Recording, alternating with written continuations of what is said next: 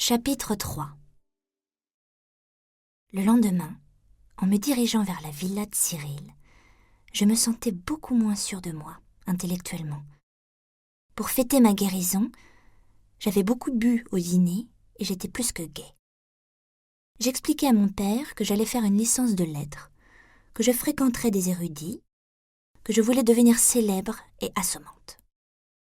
Il lui faudrait déployer tous les trésors de la publicité et du scandale pour me lancer.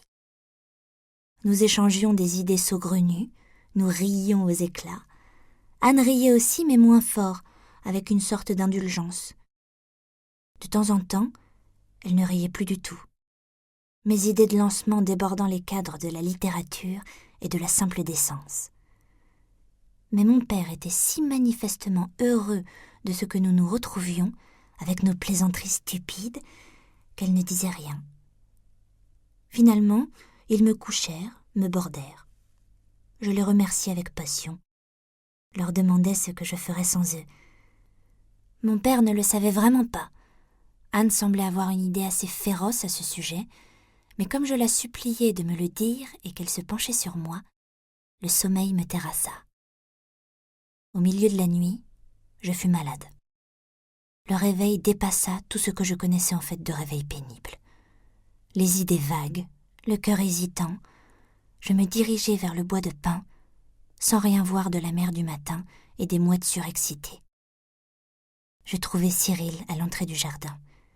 Il bondit vers moi, me prit dans ses bras, me serra violemment contre lui en murmurant des paroles confuses.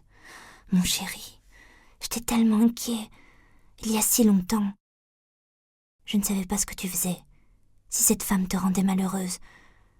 Je ne savais pas que je pourrais être si malheureux moi-même. Je passais tous les après-midi devant la crique, 1 fois, 2 fois. Oh, je ne croyais pas que je t'aimais tant. Moi non plus, dis-je. En fait, cela me surprenait et m'émouvait à la fois. Je regrettais d'avoir si mal au cœur, de ne pouvoir lui témoigner mon émotion. « Que tu es pâle, dit-il. Maintenant, je vais m'occuper de toi. Je ne te laisserai pas maltraiter plus longtemps. » Je reconnaissais l'imagination d'Elsa. Je demandai à Cyril ce qu'en disait sa mère.